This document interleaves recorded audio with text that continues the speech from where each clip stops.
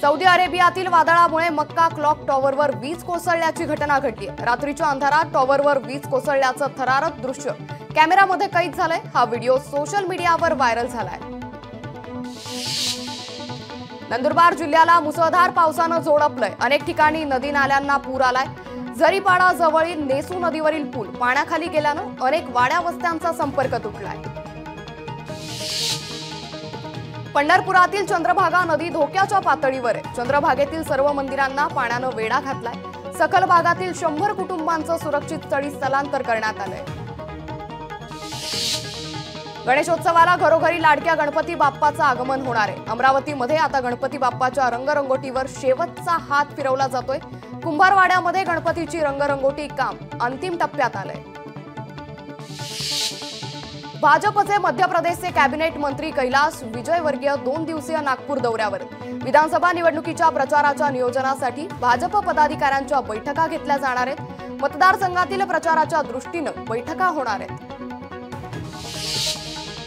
पुण्यातील हडपसर भागात मनसेचे शहराध्यक्ष साईनाथ बाबर यांचे फिक्स आमदार म्हणून बॅनर झळकले। महत्त्वाचं म्हणजे उमेदवारी घोषित होण्याआधीच हे बॅनर झळकल्याचं पाहायला मिळतंय।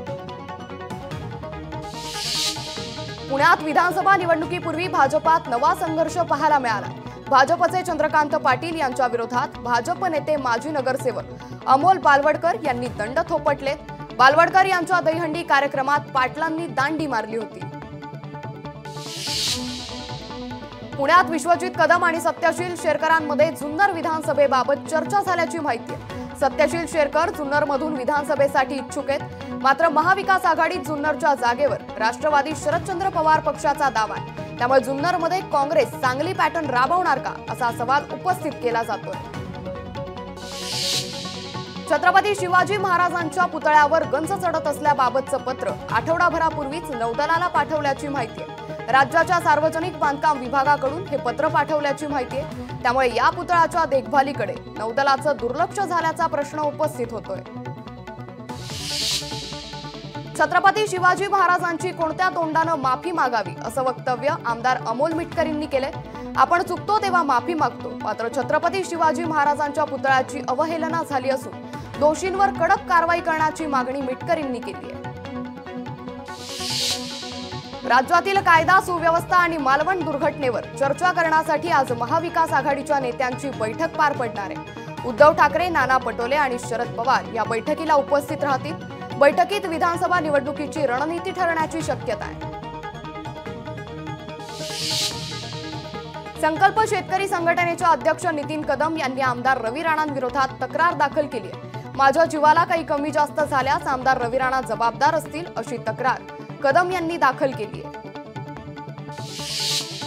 नांदेडच्या लोह्यात ओबीसी आंदोलक लक्ष्मण हाकेंचं जंगी स्वागत करण्यात आलंय। यावेळी आगामी निवडणुकीत ओबीसी उमेदवारांनाच मतदान करा असं आवाहन हाकेंकडून ओबीसींना करण्यात आलंय।